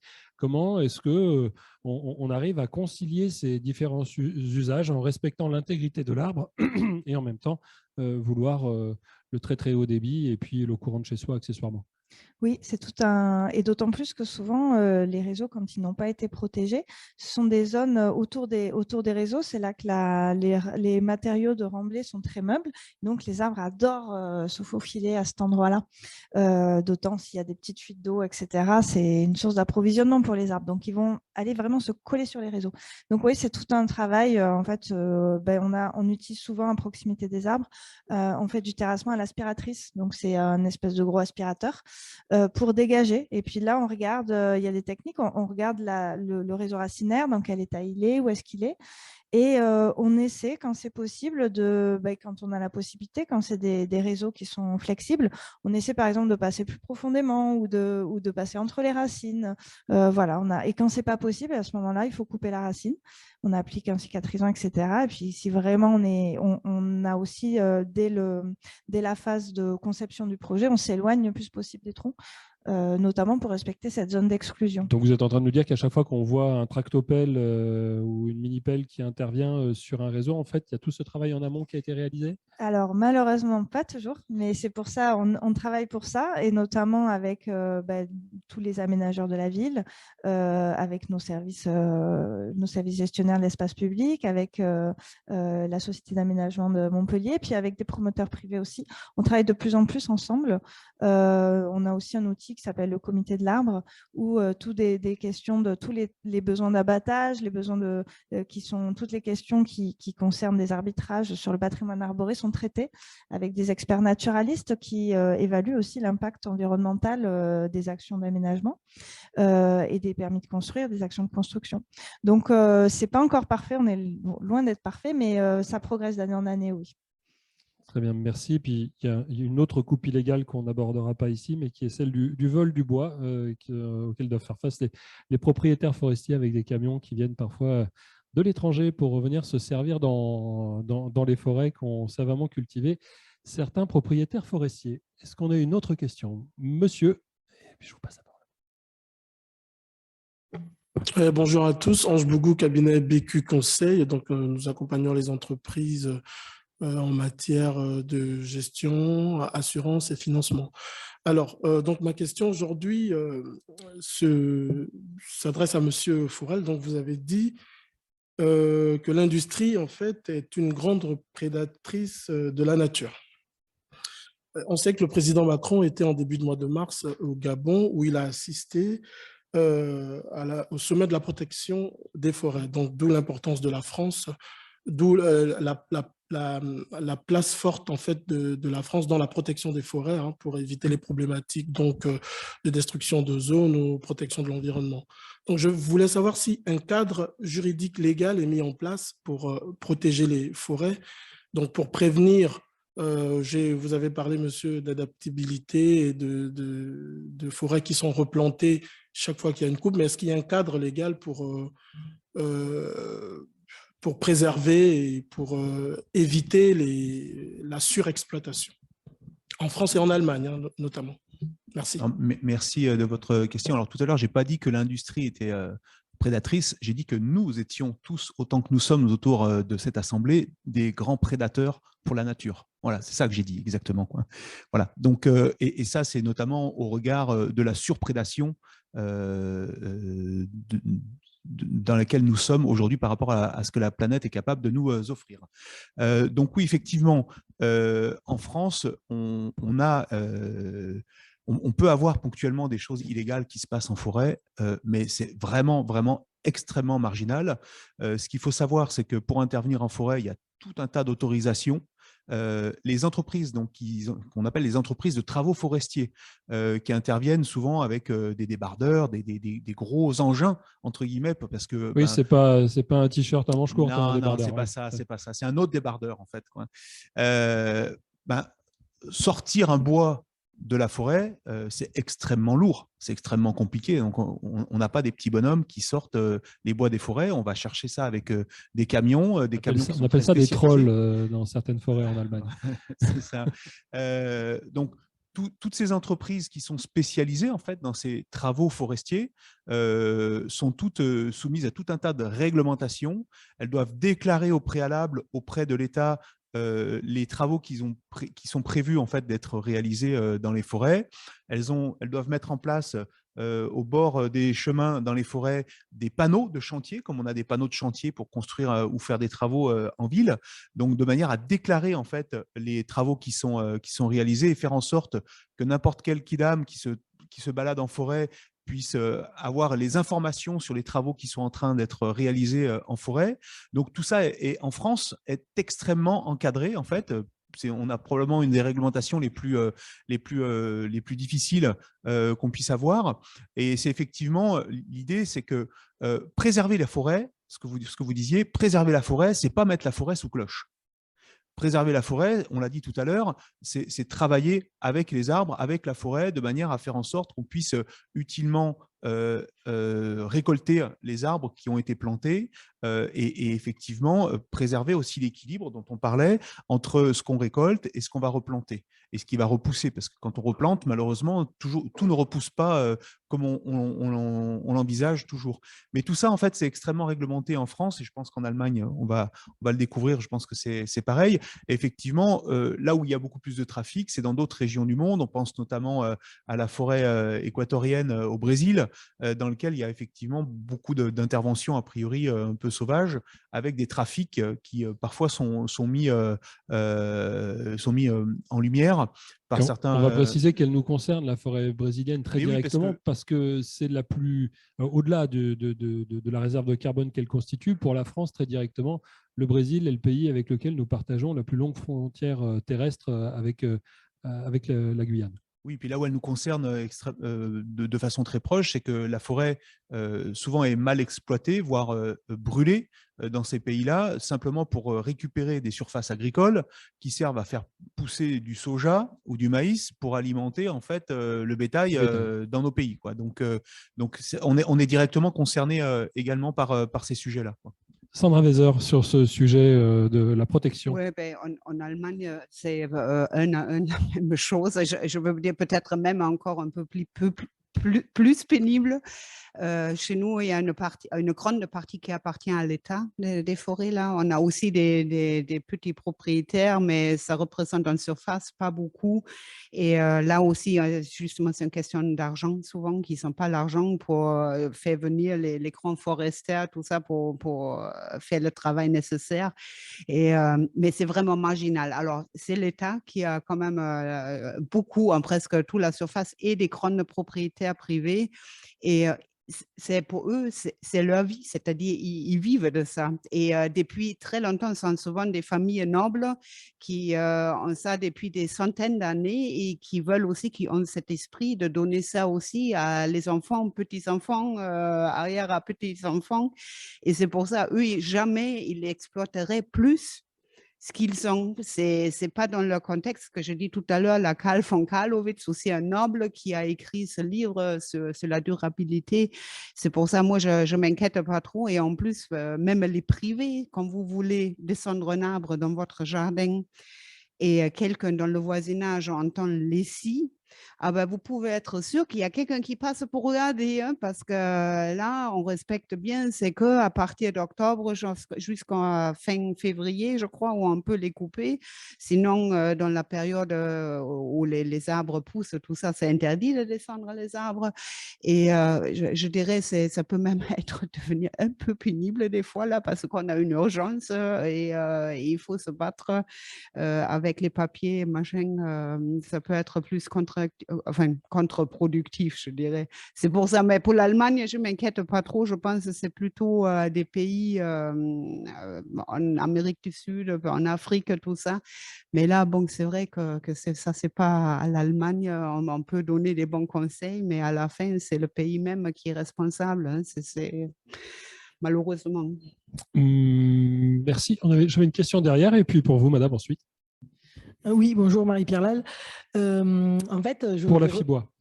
Non, mon nom propre. Oh, non, ok.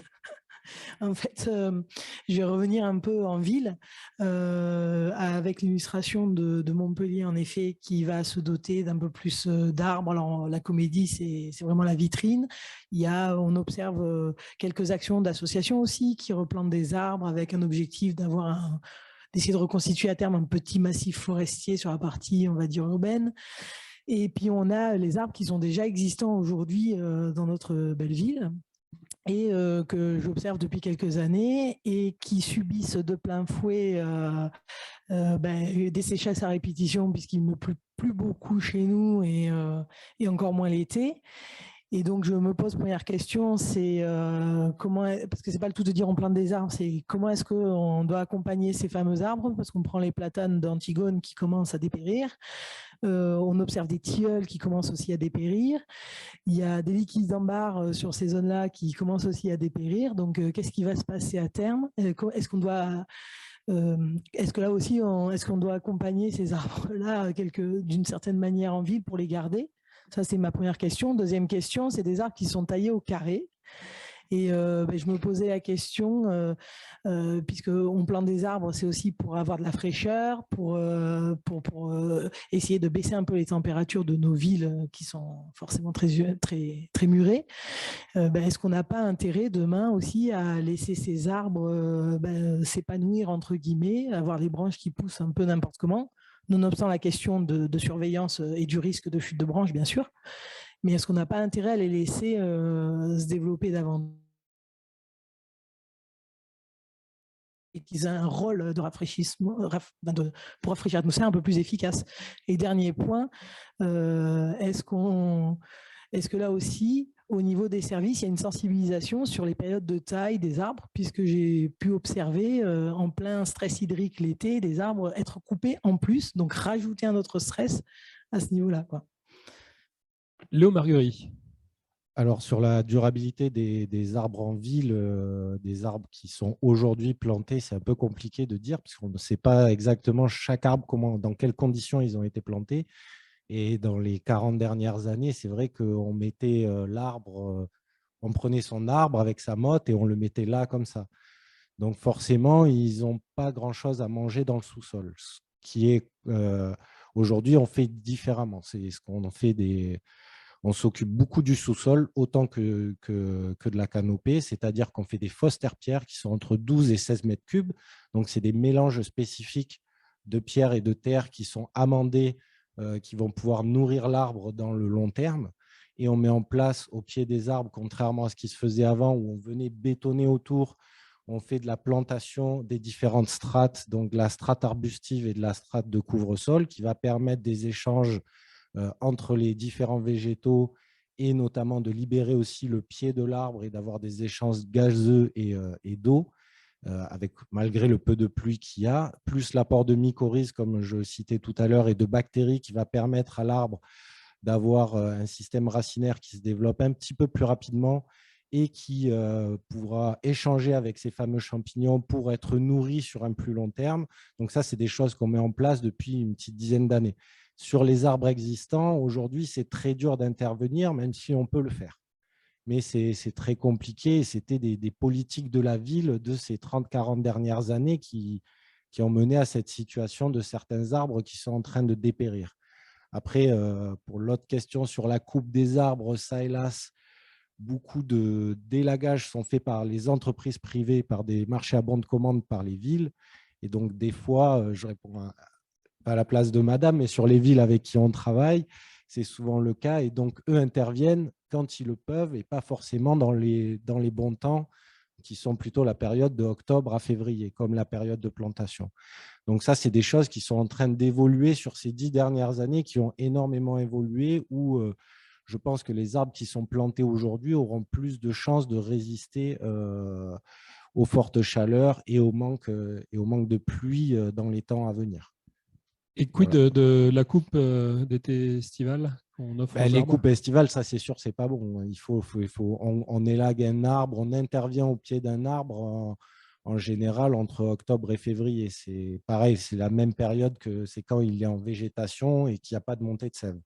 Ce qui permet de moins le stresser et qu'il puisse s'adapter plus facilement à cette fameuse coupe. Merci Lisa Lacroix, cette question est un peu pour vous. Enfin, ces questions sont un peu pour vous également. Oui, je vais compléter ce qui a été dit. Effectivement, pour ce qui est de la période de coupe, depuis maintenant 2 ans, depuis la création du comité de l'arbre, il n'y a plus de coupe pendant la période de nidification, en dehors des problématiques de sécurité. Donc, ça peut aller jusqu'à des arbres qui gênent des façades ou qui touchent des fenêtres ou qui touchent des toitures. Là, on intervient parce qu'ils n'ont pas été coupés de façon régulière. Sinon, entre le mois d'avril et le mois d'août, pour la nidification, on interrompt toute taille. Après, il faut savoir que pour la physiologie de l'arbre, c'est aussi le mieux, c'est de faire des réductions au moment du repos végétatif, à l'exception des coupes qu'on appelle la taille en verre, des coupes de petites sections, qui sont plutôt en périphérie des arbres. Mais ça, ça pourrait être possible du point de vue de la physiologie de l'arbre, mais pour des questions de préservation de la biodiversité, on ne le fait pas non plus. Donc ça, on intervient, on a vraiment, et ce qui pose des problèmes parce que notre marché public, il n'était pas conçu comme ça.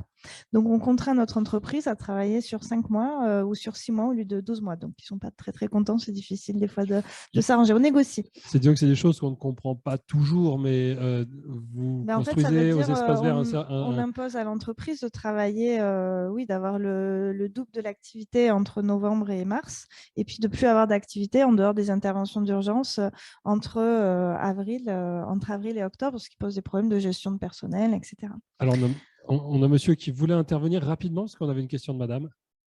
Alors, très rapidement, et en rebond au propos de Marie-Pierre tout à l'heure, qui faisait part de la souffrance des arbres en ville. Mais il faut savoir que les arbres souffrent partout. Et ils souffrent aujourd'hui du réchauffement climatique. Et pour répondre à monsieur, je crois que le principal risque aujourd'hui, c'est le réchauffement climatique. On sait que l'arbre est solution contre le réchauffement climatique, mais malheureusement, il est victime en tout point de nos territoires, du monde et de cette planète. On sait aujourd'hui déjà qu'en France et en Europe, plus de 50% des essences forestières sont destinées à disparaître du fait du réchauffement climatique dans les 20 prochaines années. C'est dire si ce sujet-là de la place de l'arbre, et il en va de la place de l'arbre en forêt, en agroforesterie et en ville, est un intérêt majeur et urgent, puisqu'on l'a rappelé tout à l'heure qu'il fallait entre 50 et 80 ans pour faire un arbre et une forêt. Et donc, c'est dès tout de suite qu'il faut se préoccuper de ce sujet-là, et avec une importance capitale, avec des budgets qui vont de toutes les manières contraindre les budgets des collectivités territoriales de façon importante. Et pour rebondir sur vos propos, Madame la députée, de tout à l'heure, quand vous preniez pour l'innovation dans les produits forestiers, il faudra aussi faire preuve de beaucoup de recherche et d'innovation dans l'amont forestier pour adapter toutes nos essences, et il en va des essences en ville comme en forêt, pour faire face à cet élément insoupçonné du réchauffement climatique. Ce sera le thème de notre table ronde cet après-midi, et je crois d'ailleurs que vous y prenez part, mais peut-être un peu. Madame, ce sera la dernière question. Merci beaucoup. Moi, je m'appelle Sigrid Aubert, je suis chercheur au CIRAD, je suis anthropologue du droit. Donc, évidemment, je travaille essentiellement avec les pays du Sud, donc moins particulièrement ici sur nos territoires. Mais je voulais, dans le cadre de cette table ronde, quand même poser une question sur l'expression citoyenne par rapport à la volonté des habitants des villes de vouloir reconnecter à la nature au travers de l'arbre et à la réponse que les pouvoirs publics faisaient par rapport à cette expression. Donc, plus sur le trait d'union entre les habitants et les arbres et le rôle des entreprises privées et des collectivités territoriales par rapport à cet enjeu fort. Si vous pouviez nous en dire quelques mots ici en Occitanie, très brièvement, pour voir comment cette demande, cette expression a évolué, comment vous y répondez sans aborder des questions forcément techniques, et en matière d'implication, de participation du public et d'information. Et ce sera notre mot de la fin, allez-y. Prends la parole qui veut.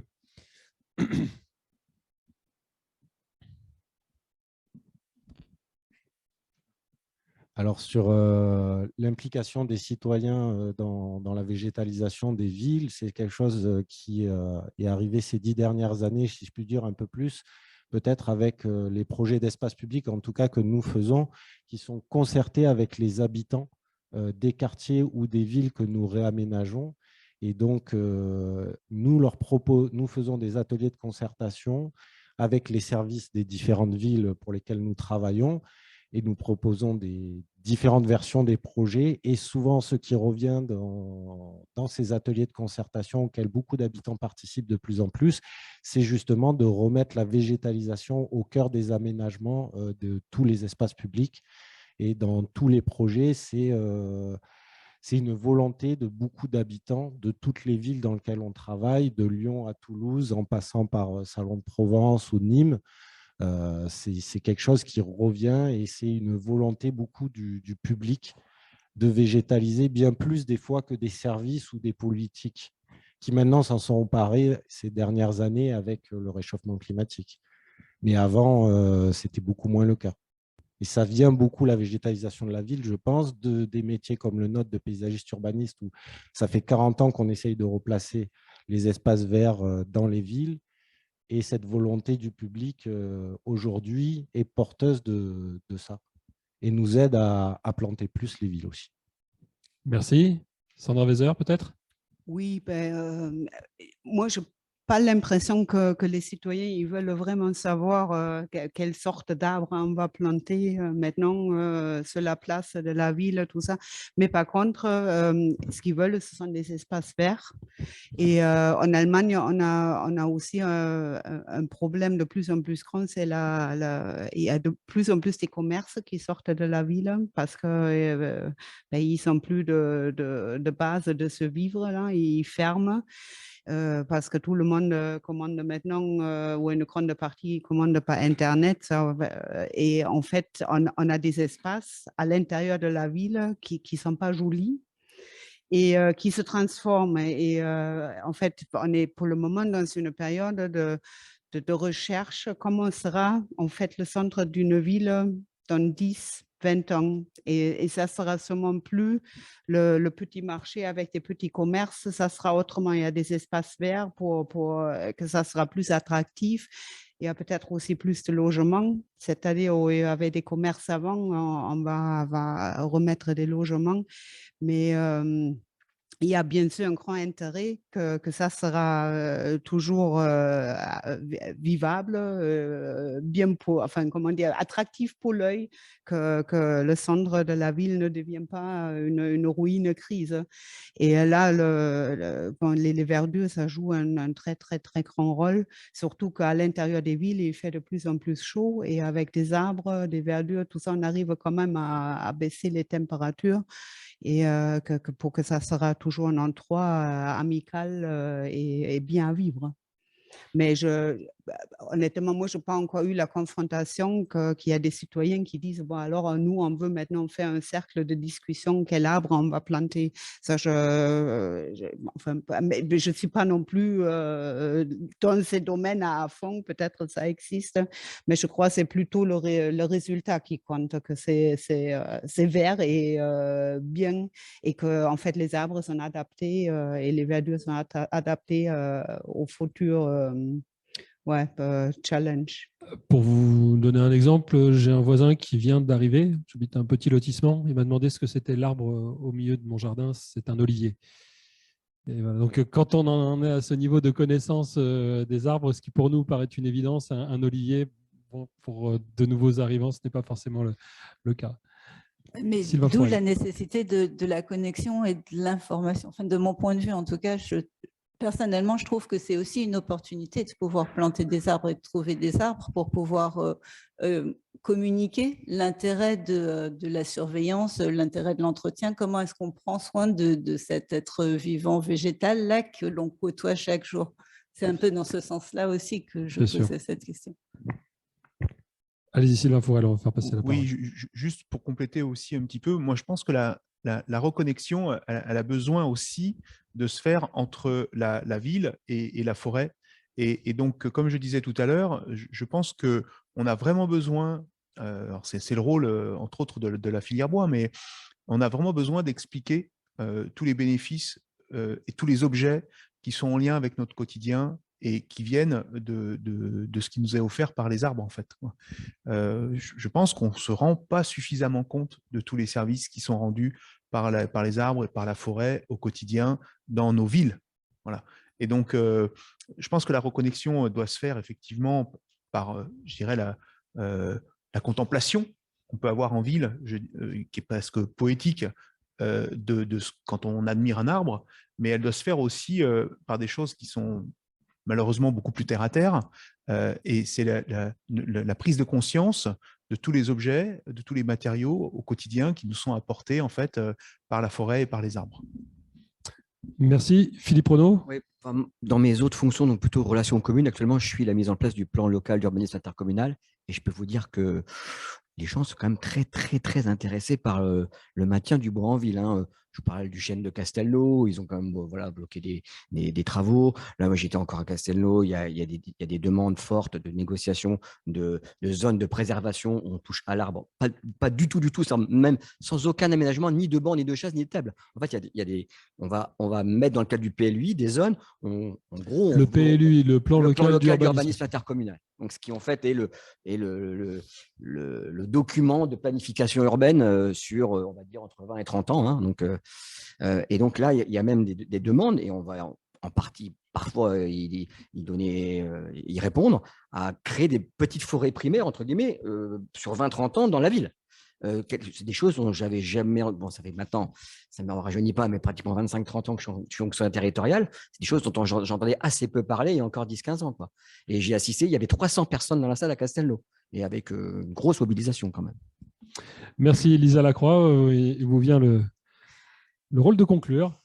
Oui, juste pour compléter sur cette question, puis pour rebondir aussi sur la question précédente de la préservation de l'existant, il est vrai que les citoyens en ville sont très inquiets, ils ont raison, d'être très vigilants à la coupe des arbres de notre patrimoine. Je dis souvent que les beaux arbres, les beaux sujets dont on profite en ville, ce sont des sujets qui ont parfois plus de 100 ans, qui ont grandi, qui ont été plantés probablement très petits à une époque où il n'y avait pas toutes ces contraintes qu'on a évoquées sur les réseaux, sur le sous-sol, et on n'est pas encore certain de pouvoir maintenir avec le changement climatique, avec tous les défis que vont devoir affronter les arbres qu'on plante aujourd'hui. On n'est pas encore certain d'arriver à retrouver dans 100 ans des arbres encore de cette taille, de cet âge sur le périmètre.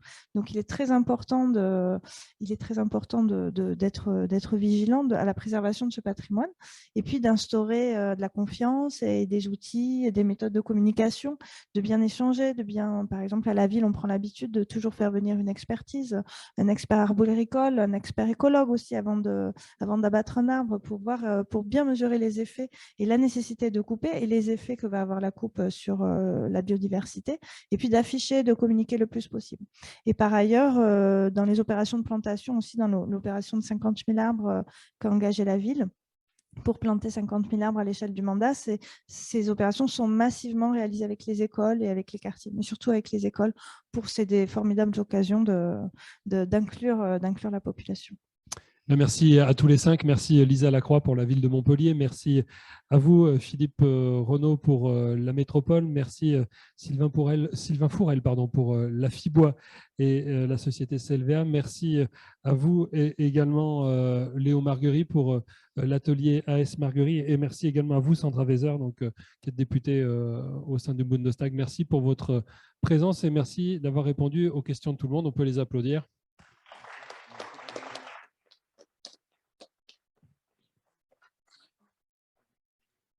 Alors, avant de passer à la pause méridienne, eh bien, on a les lycéens du lycée Jules Guesde. Non, ah, pardon, excusez-moi, il y a des petits cadeaux, me dit-on. Donc, ils vous sont remis ici même, donc par Fanny et par Marie-Pierre. Pour remercier les intervenants de notre table ronde, et ce sera le cas pour l'ensemble de nos intervenants de la journée, donc un petit cadeau local. Donc avec une bouteille qui est donc de vin produite à Saint-Georges-d'Orc, donc sur la métropole, et puis également qui fera un peu une synthèse des échanges de ce matin. Donc un livre, donc Architecture frugale en Occitanie, donc auquel Fibois a contribué, et donc frugale en matériaux, frugale en sol, frugale en énergie et avec de l'innovation. Voilà, donc je pense que ça fait la synthèse de la table ronde de ce matin. Eh bien, merci à vous, Marie-Pierre, et merci encore à tous nos participants. On va donc accueillir maintenant les lycéens du lycée international Jules Guesde.